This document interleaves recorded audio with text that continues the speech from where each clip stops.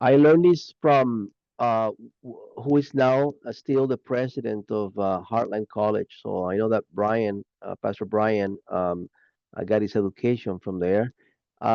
If any of you could, any other ones that are here who happen to have visited or studied there at Heartland can raise their hands so we can you can be acknowledged. Um, this is something that I learned through him when I think before he became the president or newly elected president for Heartland. He's from Colombia, Pastor Restrepo. He would come to our Present Truth group, which is right beside Loma Linda as I was finishing my doctorate, and he would share, in a weekend when he would be invited to come. I think he did it once or twice every year. I don't know now because it's more busy than ever. But he mentioned this on a Friday night Vespers program, and I'm like crazy. Kind of hard to remember things, detail, but this is one of the few things that comes to mind immediately, and I can share with people.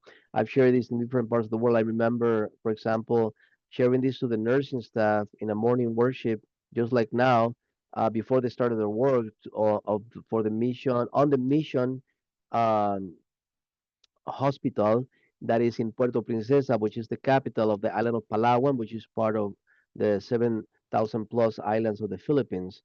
And every time I share it, it's been a blessing because shows you, this is a writing from Ellen White. It shows you that it's not like most people think that, glorification is going to be where everybody will be perfectly at the same level. So let's just continue to read because I just want to get your interest so that you can actually read what I'm reading and then you don't think that it's coming from me, but it's coming directly from the inspired writing. So the key text is 1 Corinthians 2:9. I have not seen nor ears heard, neither have entered into the heart of man the things which God hath prepared for them that love him. So the probably for me the most important part of this devotional is this first paragraph. It really grips you for the rest. It says, every sin, every unrighteous action, every transgression of the law of God tells with a thousandfold more force upon the actor than the sufferer. So many people like to talk bad about other people. They got like to gossip about other people. But during my sermon in forgiveness, um, you learn and or you review what you already know that when you have one finger pointing to the person, you have three pointing to you and then one to God as well. And so you are releasing different chemicals in your body that does not allow you to completely have clean blood. And that actually affects you even more than the person that you will be talking about. Every time one of the, let me see if I can do something here. Every time one of the glorious faculties with which God has enriched man is abused or misused, that faculty loses forever a portion of its vigor and will never be as it was before the abuse it suffered. So we all have been given different talents, and we can actually use or misuse that. And I can think of so many singers that just because of money or just because of recognition, or it could just be do any other talent, they start to imbibe with the world and then use what have been given for um, uh, uh, an industry that is blatantly against God and His principles. Just like crazy, I just learned something new from you today about the blue. That was the color missing. I was just wondering about that.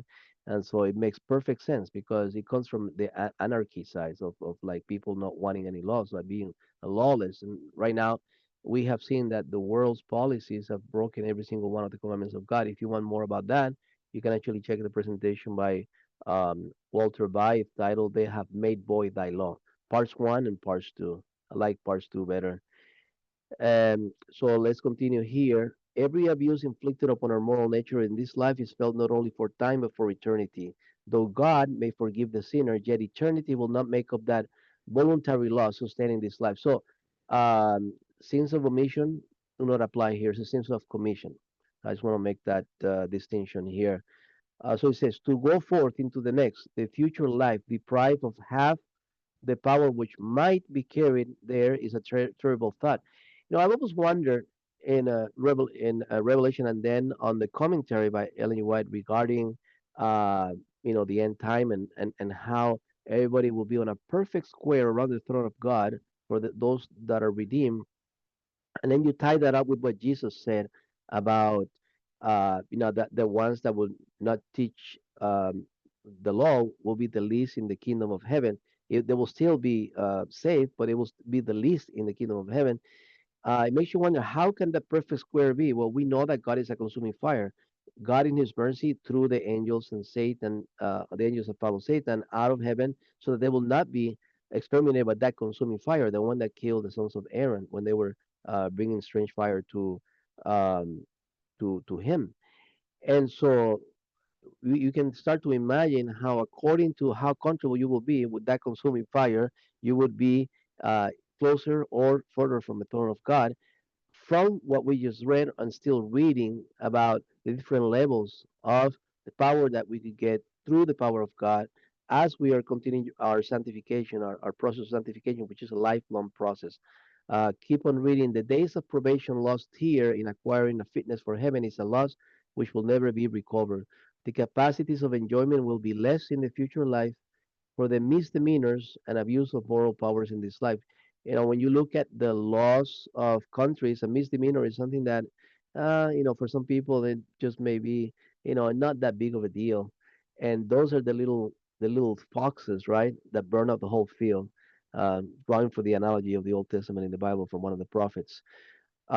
Keep reading. However high we might attain in the future life, we might soar higher and still higher if we had made the most of our God given privileges and golden opportunities to improve our faculties here in this probationary existence.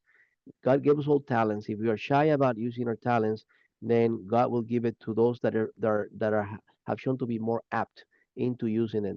That is why in the parable you always wondering, that person that lost the one talent because he hid it under the earth, but then God gave it to the one that had the most instead of the one that had the second most, and that could be better, like closer to the guy that had the most.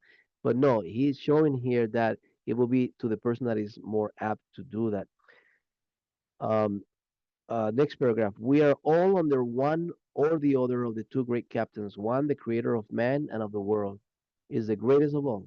All owe him the allegiance of their whole being, the devotion of their entire affection. If the mind is given to his control, and if God has the molding and developing of the powers of the mind, new moral power will be received daily from the source of all wisdom and all strength.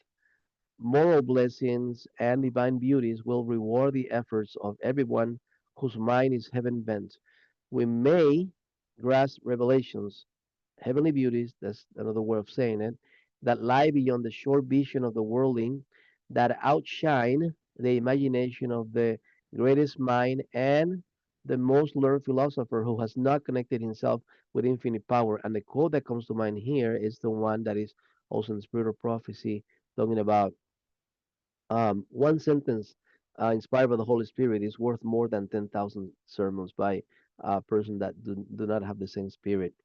Last paragraph. Justice, honor, love, and truth are the attributes of God's throne. They are the principles of his government, which is to be established on the earth, made pure by the fire of his retributive justice. Reputation according to the deeds of the wicked, right? Those that is how long they would suffer. These are the jewels to be sought after and cherished for time and for eternity. In view of these things, build your character not after the worldly standard, but for eternity. So, this is written on that same day that is on this devotional in 1877, and it's in a letter that he wrote. Now, who can tell me who is that person and how is that related to Ellen G. White? Pop quiz to anybody. I just want to make sure you guys are reading. What does it say there?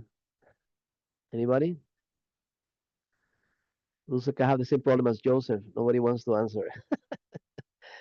All right. So he's the nephew of Ellen G. White, 19-year-old, and through letters like this, he was guided to become a major hymn writer for the Adventist Church. So if you look back in your hymnal, you're going to see F.E. Belden quite often. So you have two ways of memorizing where you can share this with people. So I memorize all of it, but one of them is, of course, the title of the devotional book, This Day with God, which is used by a lot of people around the world. and then page 350. Alternately, then you can just memorize it as December 7th. And then, of course, the title of the devotional eternal loss. But you don't have to memorize that. You just have to know either December 7th from this day with God or page 350 on this day with God.